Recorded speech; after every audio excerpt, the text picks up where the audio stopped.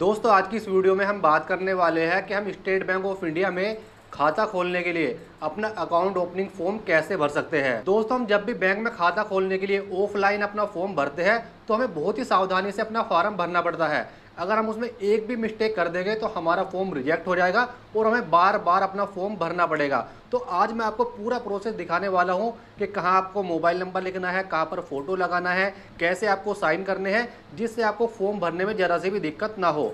Form भरने से पहले मैं आपको एक बात बता देता हूँ, जो हम पूरा ये फॉर्म भरेंगे इसे हम ब्लू पेन से भरेंगे और कैपिटल लेटर में भरेंगे। और इस फॉर्म को भरने के बाद आधार कार्ड और पैन कार्ड की फोटोकॉपी लगाकर बैंक में जमा करके हमारा खाता बहुत ही आसानी से खुल जाएगा। तो चलिए दोस्तों हम फॉर्म को भरना स्टार्ट करते हैं।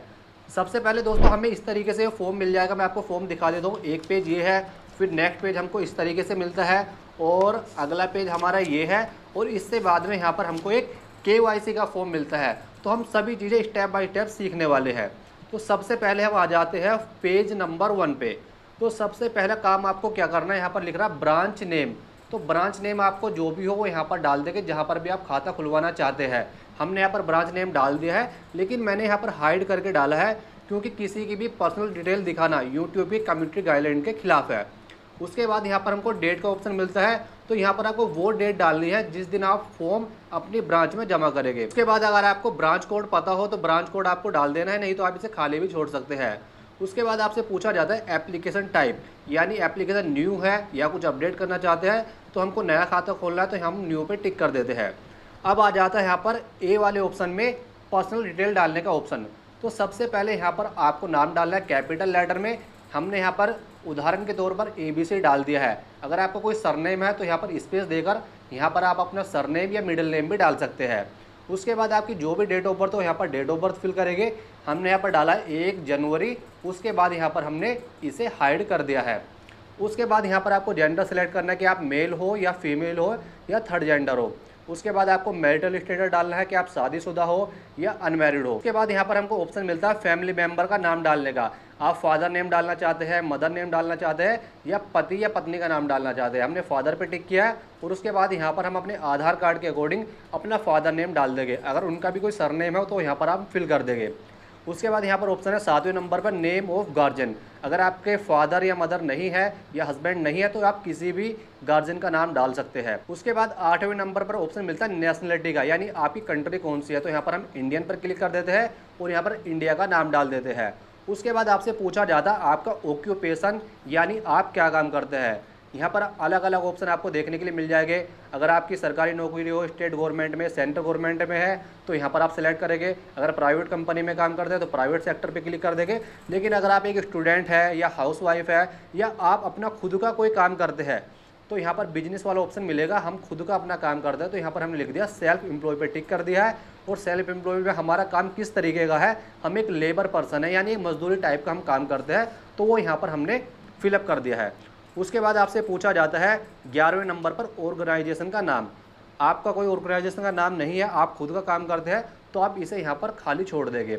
12वें नंबर पर आपसे पूछा जाता है कि आप साल का कितना कमाते हैं। तो हमने यहाँ पर साल का 1.5 लाख रुपए डाल दिया है। अगर आप 1 लाख रुपए कमाते हो, 3 लाख कमाते हो, जितने भी कमाते हो यहाँ पर आप फिलअप कर देंगे। यहाँ पर 13वें नंबर पर आपसे नेटवर्थ पूछी जाती है कि आपकी टोटल नेटवर्थ कितनी है। तो अगर आपकी नेटवर्थ कुछ हो तो यहाँ पर डाल देंगे, नहीं तो आप इसे खाली छोड़ सकते हैं, इससे कोई दिक्कत नहीं है। उसके बाद आपसे पूछा जाता है सोर्स ऑफ फंड, यानी सोर्स ऑफ फंड क्या है, इन्वेस्टमेंट है, पेंशन है, अदर है। तो यहाँ पर हम अदर पे क्लिक कर देंगे। उसके बाद रिलीजन, आप हिंदू है, मुस्लिम है, क्रिश्चियन है, सिख है, तो वो यहाँ पर आप टिक करेंगे। उसके बाद आपकी कैटेगरी क्या है, जनरल, OBC, SC ST, तो हमने OBC पे क्लिक करा। उसके बाद आपसे पूछा जाता है कि आप कोई डिसेबल पर्सन हो यानी विकलांग पर्सन हो, तो यहाँ पर हमने नो पर क्लिक कर दिया। उसके बाद आप कितने पढ़े लिखे हो, तो यहाँ पर हमने ग्रेजुएट पे क्लिक कर दिया। आप अपने अकॉर्डिंग यहाँ पर सेलेक्ट कर सकते हैं। उसके बाद 19वां नंबर है कि आप पॉलिटिकली आदमी हो, तो यहाँ पर हम नन पर क्लिक कर देंगे। 20वें नंबर पर यस क्लिक करेंगे। 21वें नंबर पर यहाँ पर आप अपना पैन कार्ड नंबर डालेंगे। जो हमने पैन कार्ड नंबर डाला है डमी है, इसमें किसी की पर्सनल डिटेल नहीं है। और उसके बाद यहाँ पर आ जाता है हमारा कॉलम B स्टार्ट हो जाता है, यहाँ पर हम अपना सिंपल से मोबाइल नंबर डाल देंगे, ईमेल आईडी यहाँ पर फिलअप करेंगे तो पूरा फॉर्म यहाँ पर हमारा ये वाला फिल हो जाएगा। अब यहाँ पर हम नेक्स्ट पेज पर आ जाएंगे। अब नेक्स्ट पेज पर आने के बाद यहाँ पर हमको कॉलम सी मिल जाएगा और यहाँ पर हमसे पूछा जाता है कि आप अकाउंट खोलने के लिए कौन सा डॉक्यूमेंट देना चाहते हैं। तो यहाँ पर हमने आधार कार्ड वाले ऑप्शन पे क्लिक कर लिया है। उसके बाद हमसे पूछा जाता है कि जो आप डॉक्यूमेंट यहाँ पर अपलोड करना चाहते हैं क्या ये ई डॉक्यूमेंट के इक्विवेलेंट है, तो यहाँ पर हम यस पर क्लिक कर देंगे। उसके बाद जो भी आपके आधार कार्ड का नंबर है वो यहाँ पर डाल देंगे, उसकी इश्यू डेट डाल देंगे और उसकी एक्सपायरी डेट कुछ नहीं होती है तो यहाँ पर कुछ भी आपको नहीं भरना है। उसके बाद लिख रहा है इश्यू बाय, तो यहाँ पर आप लिखेंगे UIDAI और यहाँ पर उसके बाद ऑप्शन है हमको ओनली फॉर फॉरेन नेशनल, यानी जो विदेशी लोग हैं केवल ये उनके लिए है, तो आपको इसे खाली छोड़ देना है। यानी जो मैं डिटेल यहाँ पर आपको भर के दिखा रहा हूँ केवल आपको वही डिटेल भरनी है, बाकी आपको पूरा फॉर्म खाली छोड़ देना है। उसके बाद डी वाला ऑप्शन है, इसमें यहाँ पर आपको एड्रेस डाल देना है। यहाँ पर रेजिडेंस पे क्लिक करेंगे, जो भी आपका प्रॉपर एड्रेस हो मकान नंबर सहित यहाँ पर पूरा एड्रेस डालेंगे, डिस्ट्रिक्ट का नाम डालेंगे, स्टेट का नाम डालेंगे, पिन कोड डालेंगे और यहाँ पर इंडियन डाल देंगे। अगर आपका करंट एड्रेस और परमानेंट एड्रेस सेम है तो यहाँ पर आप इस पर टिक करेंगे और नीचे वाला यहाँ पर आप खाली छोड़ेंगे। अगर आपके एड्रेस अलग अलग है तो यहाँ पर आप इस पर क्लिक करेंगे और नया एड्रेस यहाँ पर आप अपना फिल कर देंगे। उसके बाद यहाँ पर कॉलम नंबर F है तो यहाँ पर आपको इसको खाली छोड़ देना है। अब यहाँ पर कॉलम नंबर हम G पर आ जाते हैं। अब जी पर आने के बाद यहाँ पर इसको चेक बॉक्स को हम यहाँ पर यस पे क्लिक करेंगे। यहाँ पर आप अपना एक कलर पासपोर्ट साइज फ़ोटो लगाएंगे। उसके बाद यहाँ पर पहले इसमें अपनी डिस्ट्रिक्ट का नाम डाल देंगे। उसके बाद यहाँ पर आपके साइन हो जाएंगे और सिग्नेचर के नीचे यहाँ पर आपको डेट डाल देनी है। अब यहाँ पर हमको H वाला ऑप्शन मिलता है, ये केवल ऑफिस यूज़ के लिए है तो यहाँ पर आपको इसको खाली छोड़ देना है। उसके बाद आ जाते हैं हम यहाँ पर अगले पेज पर। नेक्स्ट पेज पर आने के बाद यहाँ पर आप देखोगे ऊपर यहाँ पर लिखा है फॉर ऑफिस यूज़ ओनली, तो आपको इसको कुछ भी नहीं छेड़ना है। हम यहाँ पर नीचे आ जाएंगे अकाउंट टाइप, तो यहाँ पर हम सेविंग अकाउंट पर क्लिक कर देंगे। उसके बाद यहाँ पर सेल्फ पर क्लिक करेंगे।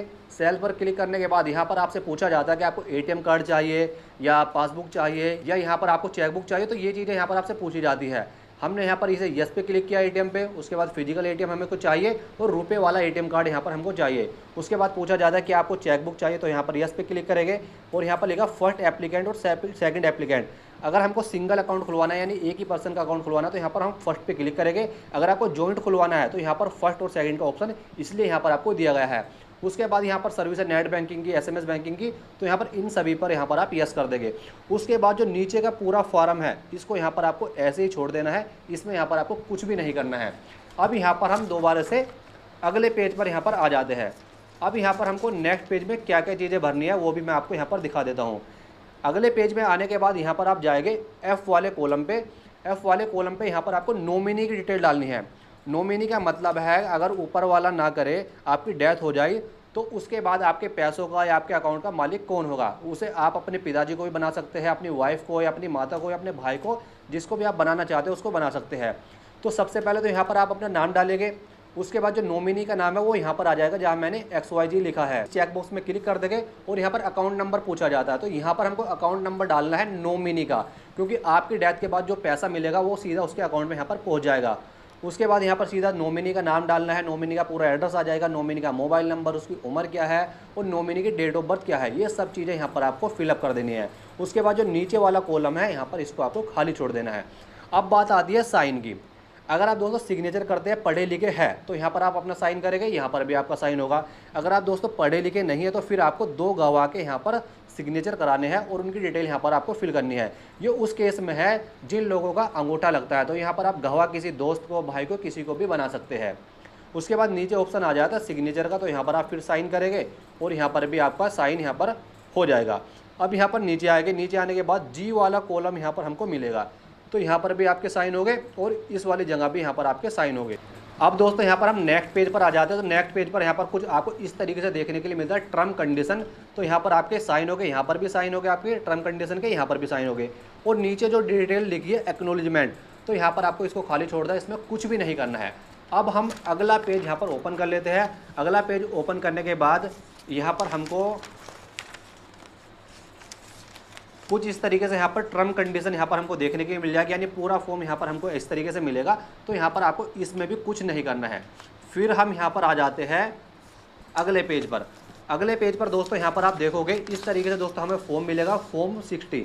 ये उस कंडीशन में होता है अगर दोस्तों आपका पैन कार्ड नहीं है तो यहाँ पर आपको इसे भरना है। अगर पैन कार्ड है तो इसे भरने की ज़रूरत नहीं है। मैंने यहाँ पर कट के निशान लगाए हैं क्योंकि नॉर्मल पर्सन को, किसी को भी ये भरने की ज़रूरत नहीं है।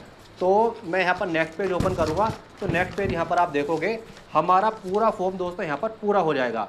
अब केवल हमारा एक फॉर्म बचा है जो है हमारा KYC वाला। तो मैं इस फॉर्म को यहाँ पर साइड कर देता हूँ, ये हमारा मेन फॉर्म होता है, इसे मैं हटा देता हूँ। अब देख लेते हैं हमें KYC फॉर्म में क्या भरना है। तो सबसे पहले यहाँ पर आप डालेंगे ब्रांच का नेम और जिस दिन आप फॉर्म जमा कर रहे हो वो यहाँ पर डेट डालोगे। उसके बाद यहाँ पर चेक बॉक्स पे क्लिक करोगे, अपना नाम यहाँ पर डालोगे, पैन कार्ड नंबर डालोगे, उसके बाद सेल्फ पर क्लिक करोगे, अपना फ़ोटो लगाओगे, अपना यहाँ पर साइन करोगे, ईमेल आईडी लिखोगे, यहाँ पर आपका एड्रेस आ जाएगा, उसके बाद नॉमिनी की डिटेल यहाँ पर आ जाएगी, उसका नाम आ जाएगा, एड्रेस आ जाएगा, उससे आपका क्या रिलेशन है और यहाँ पर आपकी मदर का नाम आ जाएगा। तो दोस्तों इस तरीके से आपका KYC फॉर्म भी भर जाएगा और सेविंग अकाउंट का फॉर्म भी भर जाएगा। अगर दोस्तों आप इस तरीके से फॉर्म भर के अपनी ब्रांच में जमा करोगे तो आपका काम हैंड टू हैंड हो जाएगा और आप बहुत ही आसानी से स्टेट बैंक ऑफ इंडिया में अपना सेविंग अकाउंट ओपन करा पाएंगे। उम्मीद करता हूं दोस्तों आपको हमारा ये वीडियो पसंद आया होगा। दोस्तों वीडियो पसंद आए तो एक लाइक करें, शेयर करें, चैनल पर नए हो तो चैनल को सब्सक्राइब करें। वीडियो को देखने के लिए दोस्तों आपका बहुत बहुत धन्यवाद।